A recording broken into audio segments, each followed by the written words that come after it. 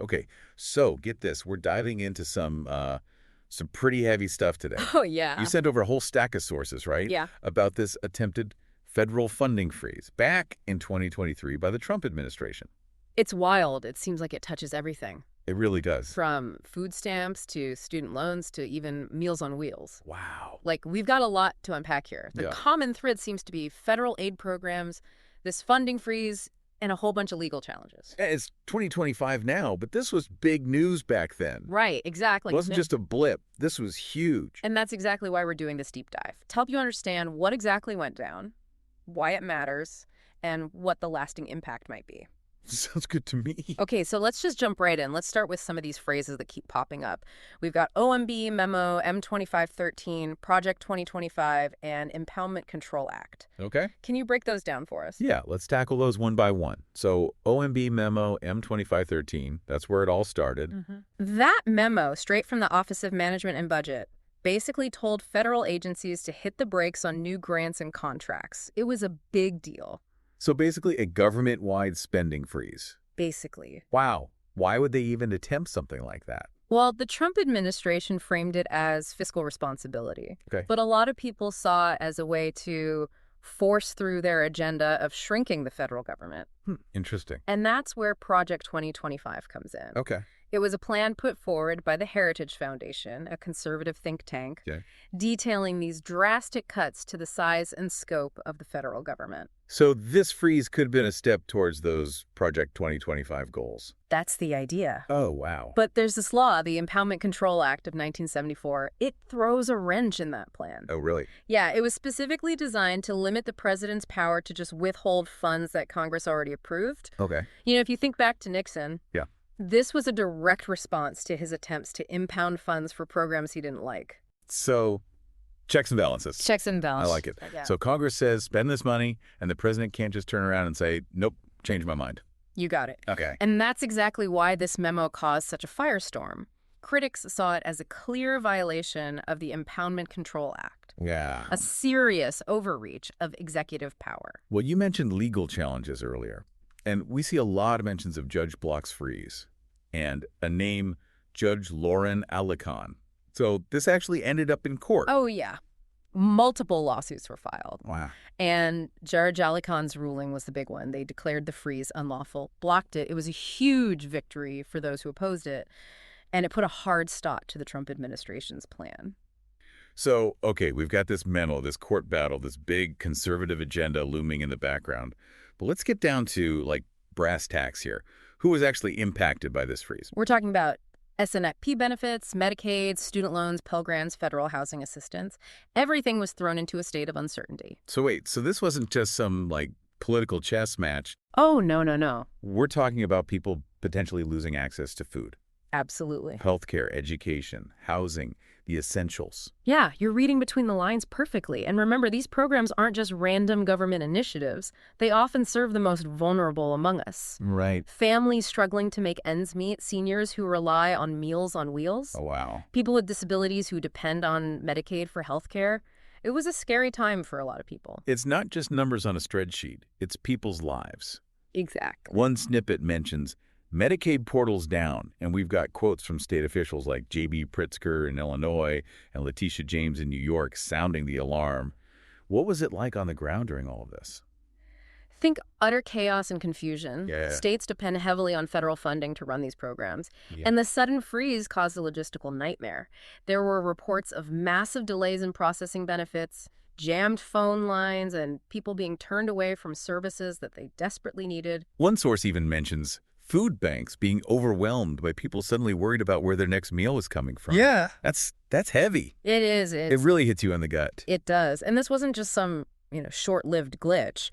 We have reports of people experiencing temporary lapses in benefits, missing rent payments, and delaying medical care because they just couldn't afford it. The stress alone must have been unimaginable. Oh, absolutely. Not knowing if you'll be able to feed your family or keep a roof over your head, that takes a toll. It does. And it makes you question what would have happened if this freeze had gone unchallenged, if Project 2025 had come to fruition. Yeah, exactly. You see, the Trump administration have eventually rescinded the freeze. Right. But What happened in the meantime? Did people actually lose access to these essential programs? Well, that's a good question and something that we'll need to look into. There are definitely reports of disruptions and delays, Right. but how widespread that was Yeah. and the lasting impacts, well, that's something we need to examine more closely. It's scary to think about. I mean, even temporary disruptions to these programs Right. can have such a devastating effect on people's lives. Absolutely. And we also have to consider the psychological impact. The fear and uncertainty that this freeze caused, that can have long-lasting consequences as well. That's a really good point. It's something we often overlook when talking about these big policy decisions. Yeah. But the human cost is real. It is. So let's dig into that a little bit more after a quick break. Sounds good to me. We'll be right back. It's hard to fathom the level of disruption this caused, even if it was temporary. But we keep seeing this term, rescission, pop up. Yeah. What does that even mean? Rescission is like hitting the undo button on spending. Congress has already approved. Okay. The president can request it, Okay. but Congress has to give the thumbs up. It's not a common move. So it's more permanent than a freeze. Yeah. Like they're not just delaying the spending, they're trying to completely cancel it. Yeah, that's the gist of it. And the Trump administration tried to use it to permanently axe funding for some of these programs. Mm-hmm. But remember that Impoundment Control Act we talked about? Right. It's all about limiting presidential power when it comes to spending. So did Congress go along with this rescission plan? Nope, not really. They mostly rejected it, which again points to that power struggle between the branches of government. So you mentioned earlier that this wasn't just about budgets, it was a power play. And this Project 2025 seems to be at the heart of it. Can you paint a clearer picture of what they were actually proposing? Project 2025 was basically a roadmap for a dramatically smaller federal government. Okay. We're talking deep cuts to social programs, environmental regulations, even the federal workforce. Pretty radical stuff. Wow, so this attempted aid freeze was maybe just a taste of a much bigger plan. Exactly. This episode needs to be understood within that larger context. It was a calculated move to advance a specific agenda. It's a bit unsettling, isn't it? Yeah. To think that this freeze could have been just the tip of the iceberg? It raises some important questions about the direction some people want to take this country. Yeah, for sure. We've talked a lot about the politics, the legal battles, and the potential for, like, a completely different America. But I keep coming back to the human side of this, those snippets about, Medicaid portals down, families worried about food, seniors missing their Meals on Wheels deliveries. It's easy to get lost in the big picture and forget about the real impact on people's lives. You're absolutely right. We can't lose sight of the fact that behind every policy decision, there are real people whose lives are affected. And these potential cuts weren't just abstract numbers. They represented potential hardship and suffering for millions of Americans. We saw snippets about Meals on Wheels, Head Start, Section 8 housing. These are programs that provide a lifeline for so many. Exactly. And Project 2025 went even further, targeting programs like SNP, Medicaid, and Pell Grants. Wow. Programs millions rely on for food, healthcare, and education. It's hard to even imagine the ripple effect those kinds of cuts would have had. Yeah. And it's important to remember that these programs aren't just handouts. Well, They're investments in people, right. in our communities, in our collective well-being. You've hit the nail on the head. They're a safety net, preventing people from falling through the cracks. They represent the idea that we as a society have a responsibility to take care of each other. This episode makes you appreciate the role of the judiciary. Absolutely. Judge Alicorn stepping in, blocking the freeze. It was a crucial check on executive power. It absolutely was. This episode serves as a reminder that we can't take those checks and balances for granted. We also saw how this story played out in the media. Right. Snippets from conservative outlets praising the freeze as fiscally responsible, Right. while liberal outlets condemned it as an attack on the vulnerable. Yeah, it's a stark reminder of how differently these events can be framed and how important it is to be aware of potential biases. We can't just passively consume information. We need to think critically about what we're reading and hearing. So as consumers of news, how can we make sure we're getting the full picture? Diversify your sources. Don't just stick to your usual outlets. Oh, yeah. Seek out different perspectives, Okay. both domestic and international. Don't be afraid to challenge your own assumptions and biases. It's about being an active participant in the information landscape, Yes, not just a passive recipient. precisely. And remember, knowledge is power.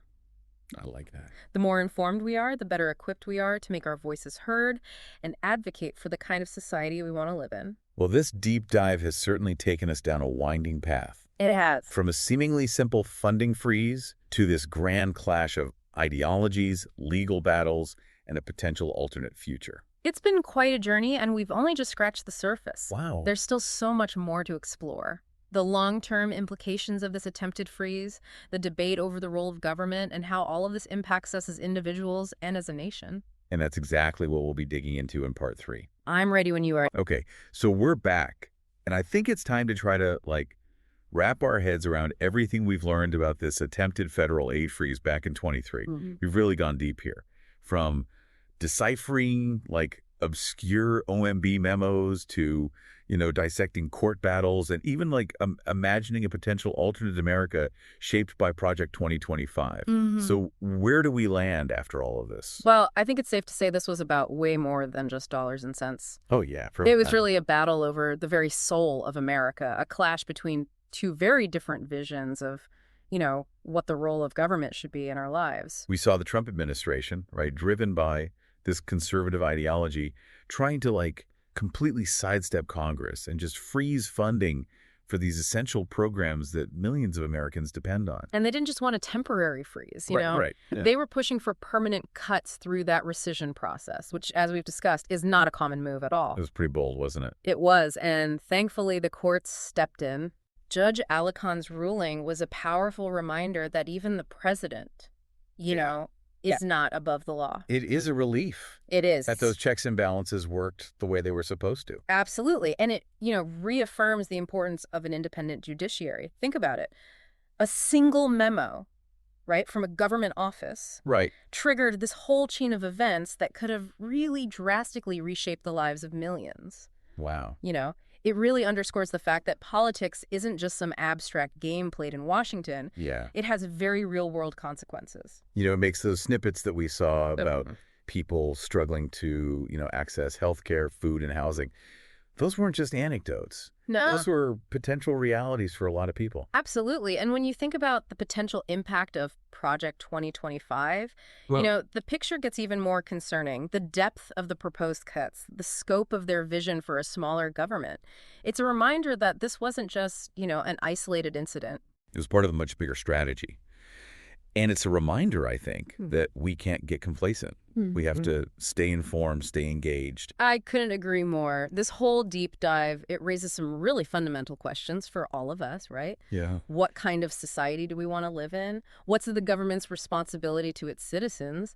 And what role do we as individuals play in shaping the future? We saw, how the story played out in the media, right? Each outlet with their own spin. Oh, yeah. It really highlights the need for, media literacy. Absolutely. We can't just accept blindly what we read or hear, right? Yeah. We have to evaluate the information critically, consider the source, seek out diverse perspectives. You got it. Being a responsible citizen nowadays means being a discerning consumer of information. Right. Actively seeking out the truth.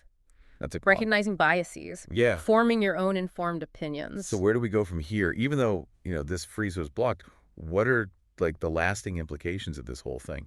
That is the million-dollar question. The freeze itself might be in the past, but the ideological battle that fueled it, that's still very much alive. Yeah. This tension between different visions for the role of government, the debate over the size and scope of social safety nets. These are ongoing conversations that we all need to be a part of. It feels like we're at a crossroads. The choices we make today, the actions we take, the conversations we have, they're going to shape the America of tomorrow. And that's both a challenge and an opportunity. Yeah. We can't just be passive observers. We got to be active participants.